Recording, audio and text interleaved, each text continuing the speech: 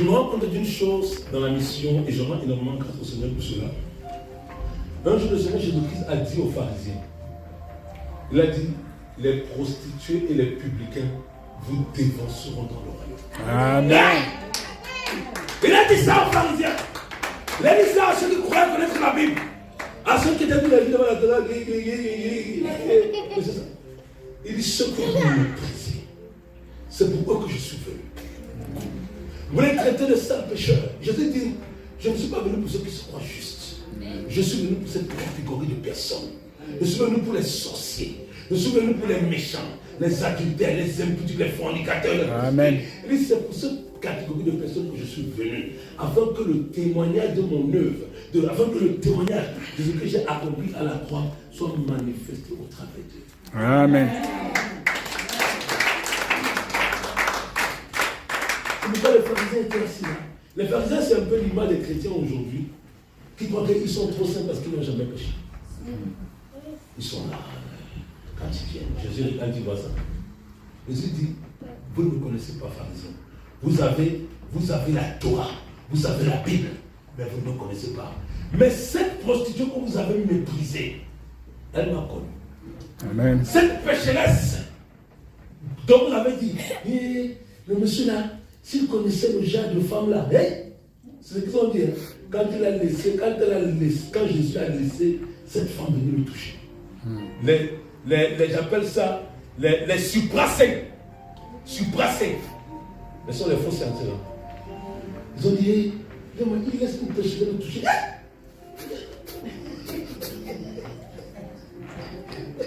Et bon, il a voulu le toucher. Et ils disent à leur cœur, si cet homme-là était de Dieu, mais il connaîtrait de quelle espèce. Et regardez le mot qu'ils emploient pour taper vos femmes. Quelle espèce? Seigneur Jésus. On me posait quelqu'un à ce point-là. Mais j'aime Jésus. Non, le Seigneur est trop bon. Pendant qu'ils sont en train de penser dans leur cœur, il laisse encore la femme l'arroser, mais il arrose-moi. Toi, tu as compris ce que ces gens n'ont jamais compris. Continue d'arroser. Oui. Et il dit, ces personnes vous dévanceront dans le royaume. Amen. Parce que je vous dis une chose, la connaissance de Dieu Esprit. Dieu Esprit, c'est ce que déclare Jean 3, verset 22-3. Dieu Esprit, il faut que ceux qui l'adorent en esprit et en vérité. Mais comment tu veux connaître un Dieu Esprit sans être dans l'esprit? Comment tu veux connaître un Dieu Esprit si tu n'es pas dans son esprit? Tu ne peux pas. C'est impossible.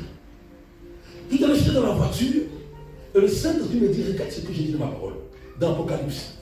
Il dit, j'ai dit, l'Esprit dit aux églises. Je n'ai pas dit l'Écriture dit aux églises. Il dit, j'ai dit, l'Esprit dit aux églises. Et l'Écriture vient tester ce qu'est l'Esprit. C'est pourquoi, si tu vas dans un village où tu n'as pas la Bible, le Saint-Esprit peut t'inspirer à parler de la paix à une vieille qui ne sait pas lire. Et même si elle ne sait pas lire, elle va se convertir à Jésus. Parce que c'est l'œuvre du Saint-Esprit.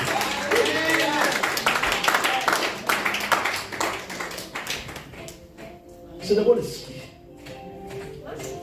L'Esprit de Dieu.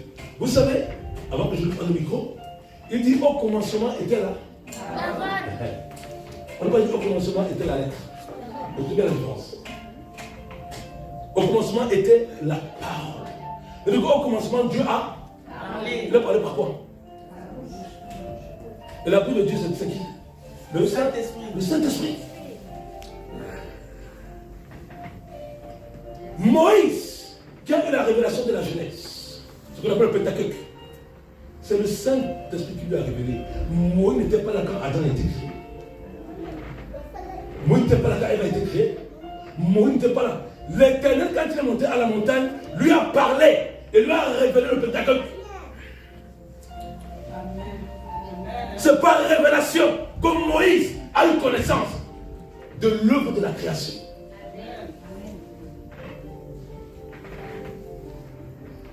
C'est la révélation. Il nous amène vers Jésus-Christ. C'est pourquoi tu peux parler de Jésus sans le connaître. C'est la vérité. Un professeur de théologie peut t'enseigner Jésus. Un historien même peut parler de Jésus. Mais c'est la lettre qui tue. Alléluia. Amen. Jésus qui donne la vie, c'est Jésus qui devient ta réalité. Jésus qui donne la vie, c'est Jésus que tu expérimentes. Jésus qui donne la vie, c'est Jésus qui s'est révélé à toi par le Saint-Esprit. Amen. Alléluia. Amen.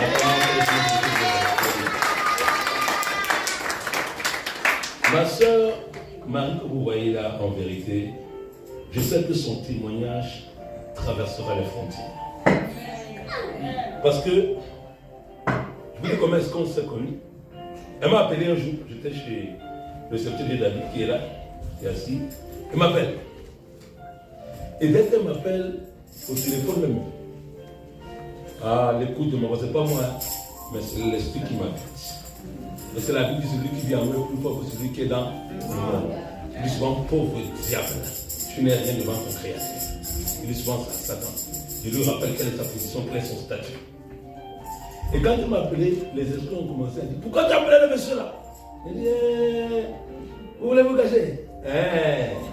Le tous maintenant, je ne suis pas vous déloger.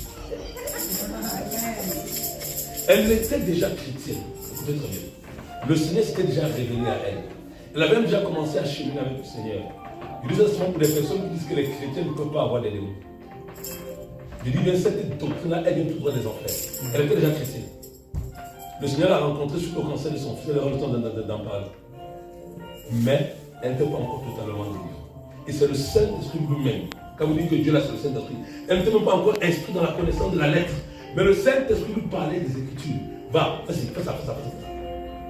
Il l'instruisait à se dépouiller, à enlever de sa maison tout ce qui ne confesse pas la sainteté de Dieu. Et après, il lui donnait des confirmations. Après qu'il lui a parlé. Et c'est comme ça justement que par son obéissance, le Saint-Esprit l'a totalement dépouillé, l'a totalement délivré, afin que le témoignage à la gloire du Seigneur Jésus-Christ de Nazareth soit manifesté et défini au travers de sa vie. Amen. Tu pourras dire, c'est faux. Mais il te dira, mon frère, c'est comme moi j'ai vécu. C'est mon témoignage avec Jésus. Tu peux nier mon témoignage, mais tu ne peux pas nier ce que Jésus-Christ a fait dans ma vie. Amen. Parce que elle est la coupe authentique. Parce qu'aujourd'hui, c'est pas vous l'avez habillée comme ça. Mais quand vous allez voir le temps de son en entier, vous verrez comment est-ce qu'elle s'habille avant. Donc, c'est une femme qui avec des présidents, des premiers ministres. Elle était loin. Mais Jésus l'a retirée de là. Amen.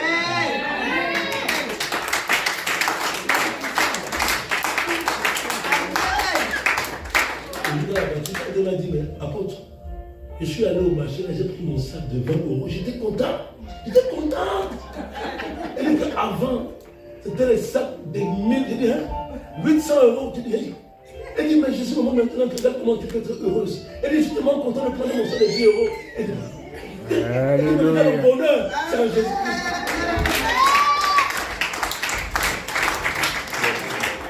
Shalom, shalom à tous. Shalom. Sur la sœur Marie, je vais vous partager mon témoignage, mais je ne vais pas rentrer dans les détails parce que c'est assez long. Je vais juste prendre quelques trucs par rapport au début. J'ai rencontré le Seigneur Jésus-Christ parce que mon fils il avait un cancer du sang. Voilà, et j'étais à l'hôpital. Madame, plus fort pour le micro. J'étais à l'hôpital, voilà, j'ai été hospitalisée avec mon fils. J'ai fait une prise de sang qui annonçait un cancer du sang et des os. Et je ne connaissais pas Dieu. J'ai connu mon père à 26 ans qui m'a parlé du Seigneur pour la première fois. Il m'a dit, ma fille, tu sais, il y a un Dieu qui existe. Si tu veux le connaître, ouvre ta Bible et lis un verset, apprends à le connaître. Donc j'ai écouté la voix de mon père. J'avais une Bible que ma mère m'avait donnée quand j'étais partie au Cameroun à l'époque. Je l'avais à l'hôpital comme par hasard. J'ai ouvert un verset, j'ai lu. Je ne comprenais rien, j'ai refermé. J'ai dit, Seigneur, si tu existes, fais-moi voir que tu existes et guéris mon fils. J'ai refermé la Bible et des jours sont passés, J'ai commencé les chimios avec mon fils à l'hôpital et tout ça. Bien avant ça, bien aimé, moi j'étais qu'une escorte girl. J'ai grandi en France, je suis née ici à 14 ans. J'ai connu la vie de débauche depuis que j'ai 18 ans, donc j'étais toujours entre les voyages. Je sortais avec des hommes fortunés pour de l'argent parce que je ne connaissais pas de religion ni de croyance quelconque. J'étais livrée à moi-même, donc Donc, durant un de mes voyages, c'est là qu'on me dit que mon fils est malade et je reviens directement à Paris pour commencer les analyses. Et donc, c'est là que je reviens à l'hôpital. Mon père me dit, ouvre ta Bible, j'ouvre ma Bible, je dis au Seigneur, si tu es dit, guéris mon fils. Quelques jours après, le Seigneur me parle, il me dit, ma fille, il m'a appelé par mon nom. J'ai retourné ma tête, je dis, c'est qui me parle? Il dit, c'est ton créateur. Tu connais le nombre de cheveux qui sont sur la tête. Je regardais de gauche à droite et il me parlait dans mon cœur et j'écoutais tout ce qu'il me disait, mais j'utilisais ma bouche. Et je demandais, est-ce que tu es le Dieu? Tu es quel Dieu, toi? Le Dieu des Noirs, des Blancs, des Arabes? C'est dans mon cœur, je parlais parce que j'avais peur qu'ils m'entendent. Il me dit, je suis le Dieu de tout le monde, blanc, noir, arabe, noir, tout le monde, c'est moi qui ai créé le monde, mais personne ne me cherche. Et là, j'ai commencé à être effondrée, j'ai commencé à pleurer, j'ai vu toute la vie que je faisais, je voyais que j'étais sale.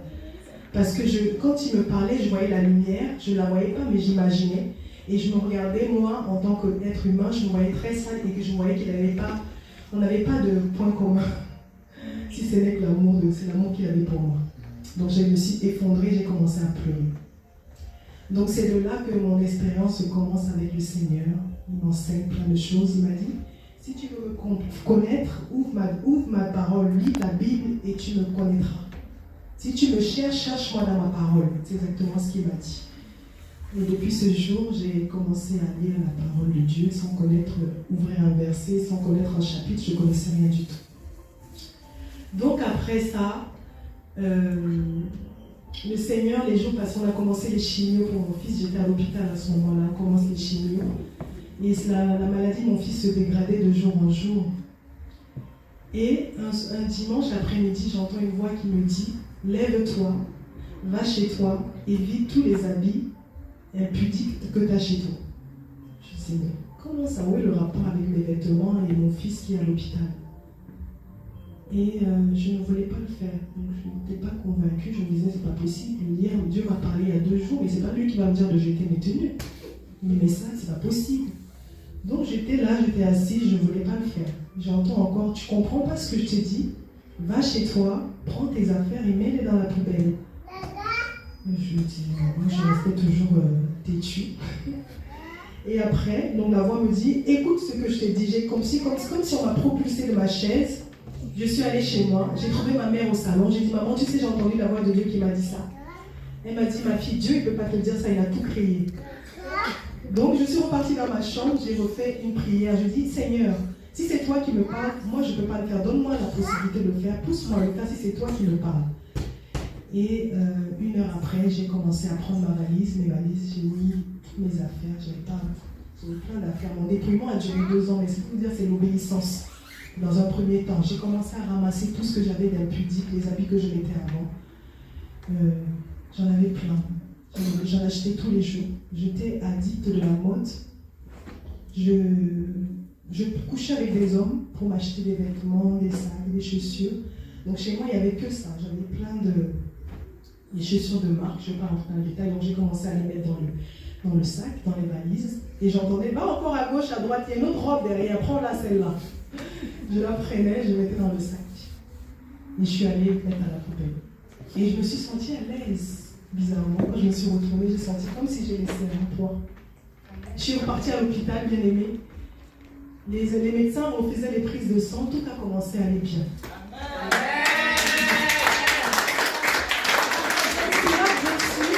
Je dis non, Dieu est fort. Il est puissant, il est merveilleux.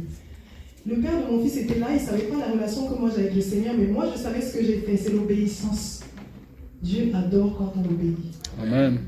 C'est ça ça m'a prouvé à ce moment-là, je dis waouh, ils ont fait les prises de sang, et les reins ne fonctionnaient pas, le cœur n'allait pas, les reins, tout allait de travers. Vendredi, mais dimanche, dès que j'ai obéi, lundi la prise de sang, tout a commencé à aller mieux.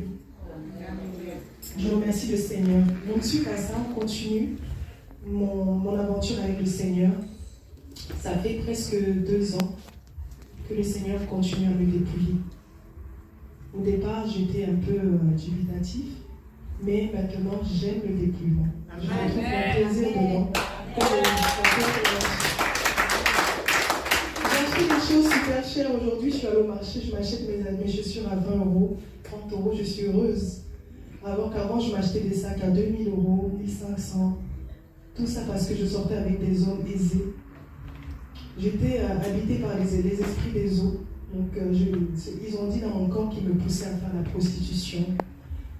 Voilà, j'ai connu des ministres, des hommes d'État, des footballeurs pour de l'argent et pour m'acheter ces choses. Aujourd'hui, je suis totalement libérée. Alléluia.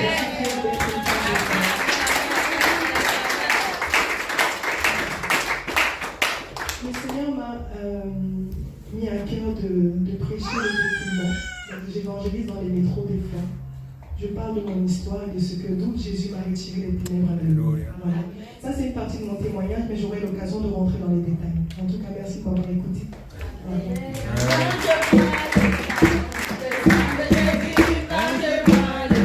Gloire au Seigneur.